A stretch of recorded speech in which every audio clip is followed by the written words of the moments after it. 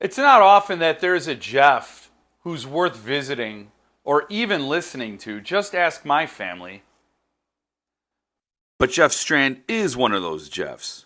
So the other day I was on Facebook and I got this notice from the Jeff Strands that he was going to be appearing in Soddy Daisy at the Soddy Daisy Community Library. So I canceled all my diplomatic meetings, all my important appointments that I had with heads of state, and I decided I'm going to head down. I'm going to head down and I'm fixing to get stranded in Tennessee. And since it wouldn't do to meet Jeff Strand on an empty stomach, we're going to Wimpie's. So we didn't know what to do. We walked in, we blinked at them, they blinked at us, and then we just sat at a table right in the dead center of the restaurant and ordered. It was great. This is awesome iced tea. Sweet tea. It's delicious.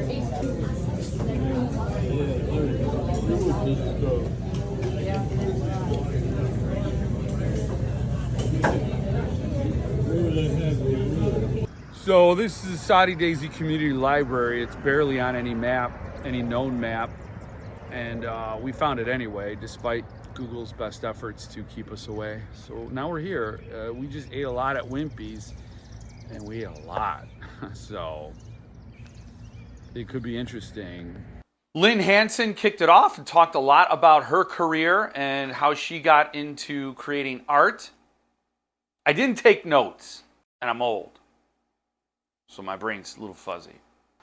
But her career took some unexpected twists and turns and paths, and she started as a graphic designer and then did Jeff Strand book. And that came about in a really interesting way. She was sort of forced into it. He had a book that was coming out from a New York publisher, a big New York publisher, and right before it was to come out, that publisher closed off its horror line. So no go, no dice, sorry, sucks to be you. So here Jeff Strand had this book edited, ready to go, proofread, all that stuff, and nowhere to go with it. So Lynn was like, hey, why don't you just self-publish? I'll create a cover for you, and created a cover for it. That book was Wolf Hunt. And so Jeff Strand published it. Wolf Hunt was out there in the world, and then soon after, Lynn started getting tons of offers to do other covers for other horror artists, and she's such a big fan of horror and married to a horror writer, genius guy, and so it just seemed to come all together for her, and she just kicked ass. For me, that was one of the most interesting parts of the night. I got to learn all about Lynn's journey and have a deeper appreciation for what she's done, and I know I'm going to be looking out at these book covers to see what else she's done, because she is super talented. And she's worked a lot with Cemetery Dance and Raw Dog Screaming Press and all these other presses that we all collect. After she gave her talk, Jeff Strand got up and he read to us, and now I was full of delicious food from Wimpie's, and I was sitting on a futon getting all comfy and cozy, and the air conditioning was on. It was nice and cool in the room. And no, I didn't fall asleep, but you know, old people gonna old. And I kind of slipped into a semi-lucid trance state. And he read from Clowns versus Spiders. Looking ashamed by his lack of courage. Overall, he was a fine first mate, and for now, there was no reason to shoot him. 4 men, only 2 of them volunteers, boarded the small, visibly unsafe boat and rowed. And then he read from Attack of the Killer Tomatoes. Fun stuff. I loved it. He had a table there and he was selling some of his books. Stupid cheap. Signed Jeff Strand books for $10. Come on now. I had to go over and help myself to some of the goodies. And I was happy to see that his newest one was over there, Veiled. He called it a thriller. What the hell is she hiding? The first time their eyes lock, it's an amused and sympathetic look from Alice at the next table. She can tell Nate's blind date is going horribly awry. The second time is a chance meeting at a grocery store. Or is it by chance? It's a little weird, but either way, Nate and Alice hit it off immediately. He really likes her. They have a great chemistry, but there's something a little off. Okay, a lot off about her. Not just the unexplained sadness, it's an intense desire, almost a desperation for things to move much faster than Nate is comfortable with. Alice has an obvious secret. What is she hiding? When Nate finds out, well, nobody said this was a romantic comedy. From the Bram Stoker award-winning author of My Pretties, Autumn Bleeds into Winter, and The Odds comes Veiled. And of course, he was there, and he wrote, "To Jeff, a very dark book for a great guy, Jeff Strand." See, I could have been reading anything to you with the way that was so blurry, but it actually says that. I also grabbed this. This was the last copy on the table. This is Ferocious. From the Brad Stoker Award-nominated author of The Haunted Forest Tour and Wolf Hunt comes another action-packed, over-the-top creature feature. Rusty Moss has raised his niece, Mia, since she was a baby. Now that she's almost 18, he's worried that the life he's given her, living off the grid in a cabin deep in the woods, is holding her back from her full potential. But that angst gets pushed aside when the undead forest animals arrive. At first, it's just a squirrel, shockingly violent and almost impossible to kill, followed by a grizzly bear, also aggressive and resilient, even when point-blank shotgun blasts to the face are involved. Now the cabin is surrounded by all manner of zombie creatures. They have no way to call for help. The truck that could take them to safety is 3 miles away, stuck in the mud. But Rusty and Mia have their courage. They have their wits. And most importantly, they have an axe and a fully fueled chainsaw. I love that. I love it, love it, love it. And I'm glad I grabbed this. The last one on the table. And, of course, yes, also signed. To Jeff, Beware the Zombie Squirrel, Jeff Strand. The last book he had on his table that I did not own was this one, Clowns versus Spiders. And this is also a Lynne Hansen piece of art. And I regret leaving without asking her to sign it. That would have been amazing. That would have made this a classic edition, signed by the author and the artist. Jaunty the Clown just wants to entertain families with lighthearted slapstick antics.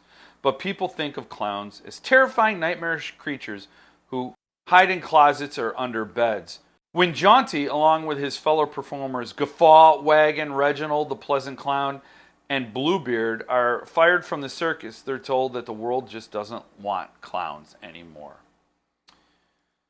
Still, clowns have to eat, and since these clowns don't eat children, to make ends meet, they're eventually forced to take a job in a popular haunted attraction, the Mountain of Terror.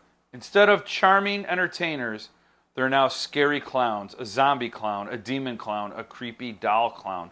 But the town is about to discover something more frightening than clowns. Because on opening night, millions of oversized spiders emerge from a cave and begin their deadly invasion. Now, he read us the prologue of this book, which was really great. I don't know how anybody could read that prologue and not just keep going. Just jump right in, keep chew it up. But he also explained how he came to write this. And you think clowns versus spiders. He just put words in a blender and clowns and I got spiders. Boom, there we go. It was so much more thoughtful than maybe perhaps anybody looking at this title or cover would think. They think it's just shock, just scary. We're all afraid of clowns and spiders, and this author is just clinging to that. It really was this idea that he said back when there was a viral video going around of these clowns that were suddenly appearing and scaring people in these social media posts, and everybody was terrified of clowns. It was probably brought on by Pennywise from It being on big screens all over the place. And right around that time, Jeff was going to write a book about scary clowns. But when that came into the news, he saw a news story about how clowns are starting to lose work and they're kind of down on their luck because the world right now isn't in the mood to see clowns unless they want to be scared. So and you know what? Think about it. John Wayne Gacy was the scariest clown of all. I think he's the one that led mostly to that. Think about that. So he thought, what if I make clowns be the heroes of the story? And he was going to have clowns versus kaiju, which is like Godzilla. He was going to have a big creature feature coming. And he's like, well, how are clowns going to take down this big, oversized, skyscraper tall monster? You can't do that. You need the military. You need all this stuff. So he minimized it to spiders. I'm kind of cutting some steps out. But it was a really, really thoughtful exploration. And then once he had that idea, he started writing the book. And I am so jealous of a brain that does all that. And this one was also signed, Choose Your Fear, Jeff Strand. And before all the proceedings started to go, after I bought those books and had them signed, I snuck over and had him sign my special edition, mass market paperback size of Attack of the Killer Tomatoes. If you recall, Encyclopocalypse released them in 2 formats, and this was the more limited edition, I suppose. And this was the wider release. And this one came with a bookmark and a sticker. Mine is signed to Jeff. Arg, tomatoes! Jeff Strand. Yeah, and like I said, he also read some of this to us. This is the copy I will be reading, which also came with a bookmark and a sticker. I pre-ordered them together. They're still available, I believe. All these books are available. I am mad that I didn't sneak over and have him sign Demonic as well, which I brought to the event in the hopes that he would be signing books. But when it came time, I bought those 3, and then I'm like, I really want him to sign this Attack of the Killer Tomatoes. But I should have just went over with the Demonic too. Why didn't I? Silly, stupid, yes. He didn't have any of these for sale. I was surprised to see, because this was the one that came out right before Veiled. So it's one of his newer releases. No, I haven't read it yet. But the night would not have been complete without getting some Lynne Hansen art. And you might not know this. I know I've said it on the channel before, but I don't really buy art. I don't buy the stuff that goes with the books normally. Just the books. I just keep it about the books. 2 rules: no secondary and nothing but books. And I break those rules once in a while, but not often. I usually stick to them. And when I was looking at Lynne Hansen's artwork, there were several pieces she brought. She brought some prints to buy. And there were several that I thought, oh, I want that. No, I want that one. I want that one. And I was sitting there processing, looking at it all, and I thought, you know, she did the cover of Haunted Forest Tour, the novel co-written by Jeff Strand and James Moore that I've been looking for in Earthling. Even though, see, again, I'm not a secondary market guy, and that book is like way out of reach. It's gone up so much. But she did the cover for the mass market paperback that Jeff released. So now that changes my thinking about which edition I want. I want the Lynne Hansen cover now, see? The Earthling one had Glenn Chadbourne art, and there's nothing wrong with it. It's fine art. But after having met Lynn and knowing she did that cover, I kind of want that one more. But I was having a hard time picking the pieces, and I brought my son. My son was with me, and he walked up, and he saw this. He's like, Dad, can I get this? And I was so grateful because he broke the sort of stalemate, the indecisiveness, and he picked this one out. And this is a cover of a book. I'm blanking on the title. I can maybe look it up. I'll look it up and I'll put the words somewhere in this frame here.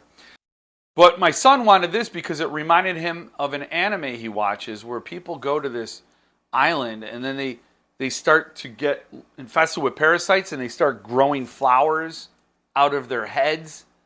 And they grow insects out of their bodies. Some weird crazy things like that.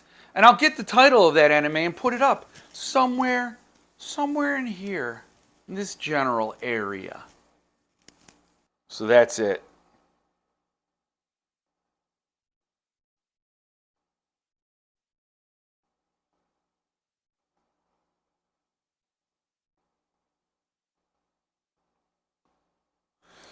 Amazing stuff. And so this is in his room. He's got it up on the wall. And he's very, very happy to have it. And she's done another couple in this series. They're similar, and they're also going to be books. But I'll link to Lynne Hansen's website below so you can go check out her other pieces, and just amazing stuff. She shared, she did the cover for Weird Tales and talked a lot about what that cover meant to her, and it's pretty wild. Weird Tales was, it came back. It was an amazing magazine full of weird horror fiction, things like that, and then it went bankrupt or stopped publishing for a little while, and then in the resurgence, she did like the first or second cover of the new run. So in the end, it was an amazing time. It was also an amazing time at the beginning and in the middle. I also got to meet David Malchowski, who comes to my Monday Night Lives often, and I love that. I love getting to meet the people who watch these videos, who share this joy and love these books. So that also was a sweet, awesome bonus to the whole night. I'm glad I got out and took off and went to this thing. I encourage you to read Jeff Strand, enjoy Lynne Hansen art, and meet the people who create these things. It's always a wonderful time. You feel increased after meeting with people who are alive in this way, who create these things. Better for it after hearing their perspectives and how they came to create. And that's part of the reason why I love doing all these interviews on this channel, to bring that to you so you can enjoy it as well. So perhaps I'll have Lynne and Jeff on to talk again for future books. They seem like great people willing to share their stories, and their incredible stories. Thank you to the Soddy Daisy Community Library for hosting the event. I had a blast. And I hope you did too. I was glad to see you this time. I hope to see you again next time. And in the meantime, stay frosty.